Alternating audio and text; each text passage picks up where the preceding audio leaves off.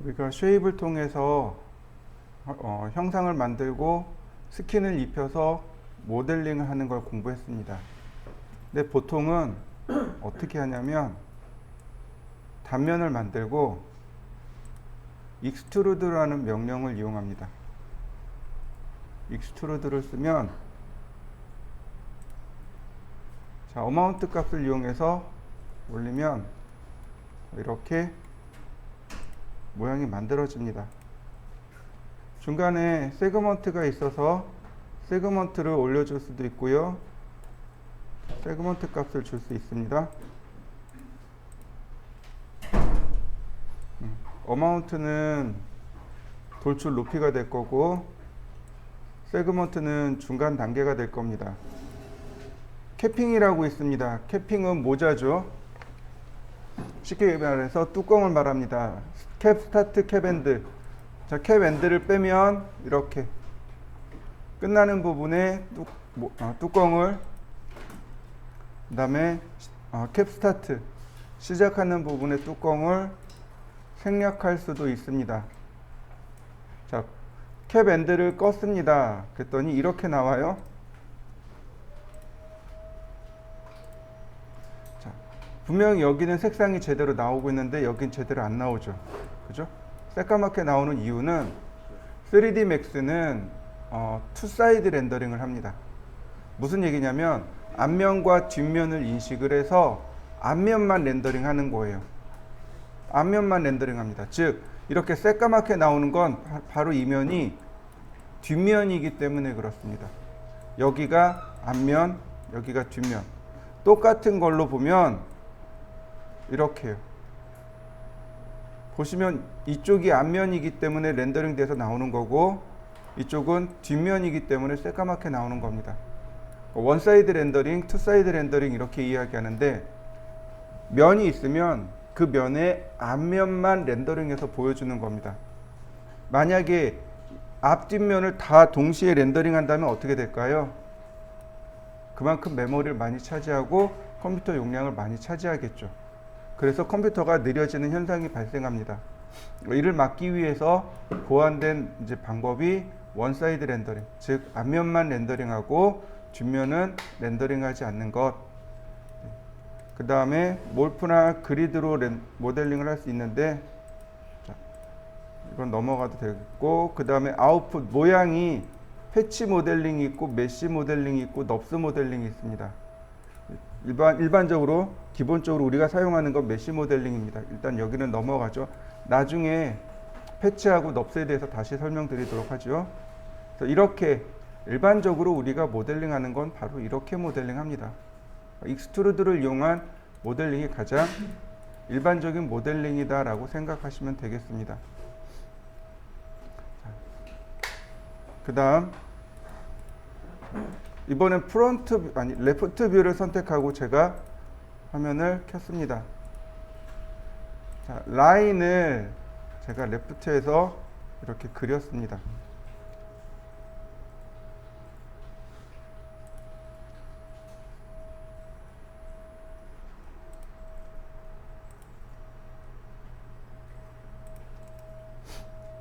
그리고 에디트 스플라인에서 조금만 수정을 해보죠.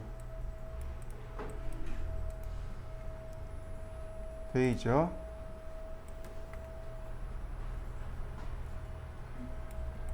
그 다음 스플라인에서 아웃라인. 자, 그 다음 버텍스에서 스무스로 바꿔볼까요?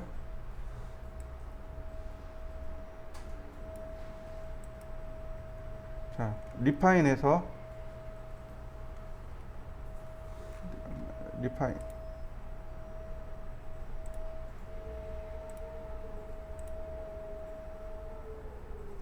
요 정도만.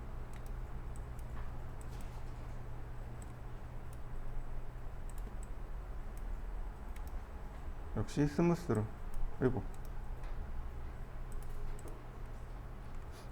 자, 어떤 모양인지 이해되시나요? 자, 그 다음에 modify list에 보면 less라는 명령어가 있습니다. less. 얘가 물체를 회전시켜서 만들어지는 걸 less라고 합니다. 보시면 degree가 있습니다. 각도죠. 자, 보이시죠? 각도를 통해서 면이 만들어지는 거 보이시나요? 이렇게 회전하면서 만들어지는 거. CAD에서 revolve라는 명령어 제가 설명드렸습니다. extrude는 명령어가 똑같으니까 상관없지만 less라는 명령어는 CAD의 revolve라는 명령어랑 동일합니다. 회전하면서 그 형태를 얻어내는 것, 그걸 revolve라고 합니다. 근데 less도 마찬가지예요. 회전하면서 그 형태를 얻어내는 것. 근데 보면 어떻게 돼 있나요? 여기가 중심축입니다. 여기, 즉 이 UCS 아이콘 있는 여기, 얘를 기즈모라고 하는데, 아니, 자, 여기 UCS 아이콘 있는데 바로 여기가 기준입니다. 얘를 움직이려면 레스를 움직여 보면 엑시스라는 것이 나옵니다. 이 엑시스를 이렇게 움직여 줘야 돼요. 그러면 돌아가는 거 보이시나요?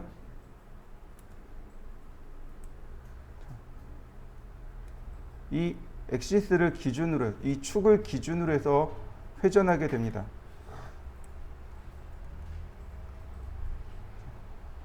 그래서 이 축에 대한 내용, 그 다음에 여기서 보시면 다이렉션이라는 게 있습니다.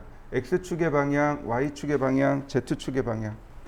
X축의 방향은 여기를 기준으로 해서 돌아간다는 얘기고, Y축의 방향은 여기, Z축의 방향은 여기. 축의 방향을 놓고 회전을 시킨다는 이야기입니다. 이렇게 축의 방향을 놓고, 혹은 Y축의 방향, Y축의 방향, 그 다음에 Z축의 방향, 축의 방향을 놓고 회전을 시킬 수 있습니다. 축의 방향을 놓고 회전을 시키시면 되겠고요. 자, 얼라인이라는 건 뭐냐면 바로 이 축의 위치를 정리하는 겁니다.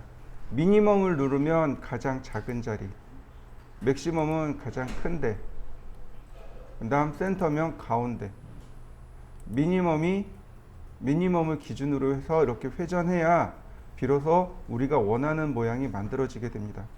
그래서 이 엑시스를 직접적으로 움직여서 만들 수도 있겠지만, 얼라인에 보시면 미니멈, 센터, 맥시멈, 바로 얘를 기준으로 해서 모델링을 하시면 되겠고요.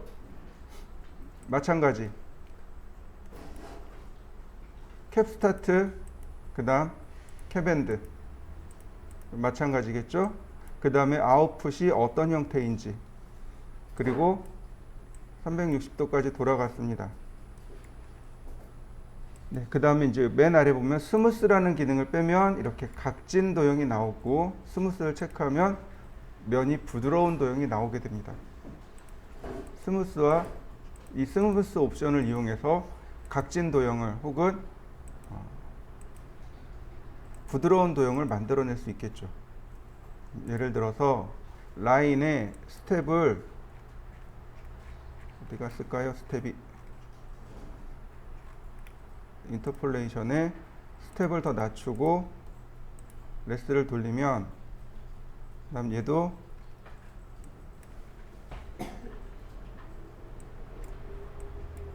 왜 또 안 움직여?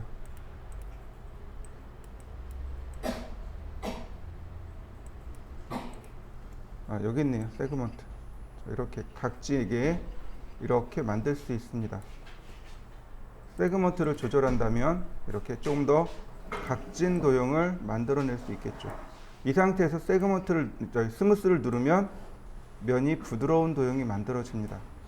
자, 마지막으로 제가 세그먼트를 더 올려놨습니다. 근데 여기 바닥 부분이 어떻게 되나요? 깨져 있는 거 보이시죠? 왜 그러냐면 여기 이 부분이 면들이 이렇게 다 만나는 부분이에요. 여기가 계속 면이 만나요. 이 부분이 계속 면이 만나고 있습니다. 모서리들이 계속 만나고 있는 거예요. 그래서 여기가 이렇게 깨진 겁니다. 뭘 체크해 줘야 되냐면 여기 웨일드 코어를 체크해 주셔야 됩니다. 코어가 중심이죠. 웨일드는 용접이고, 즉 여기 코어 부분을 용접해라 이런 뜻이 됩니다. 레스를 쓸 때는 반드시 이 웨일드 코어를 체크해 주셔야 이렇게 제대로 된 면이 만들어지게 됩니다. 플립 노멀은 아까 얘기했던 면이 뒤집어지는 거 있죠? 제가 원사이드 렌더링, 투사이드 렌더링 이야기했었죠? 네, 그 면을 뒤집는 게 플립 노멀입니다. 종종 면이 뒤집어져서 나오는 경우가 있습니다. 그때 플립 노멀을 체크하시면 돼요. 과제물을 좀 드릴게요.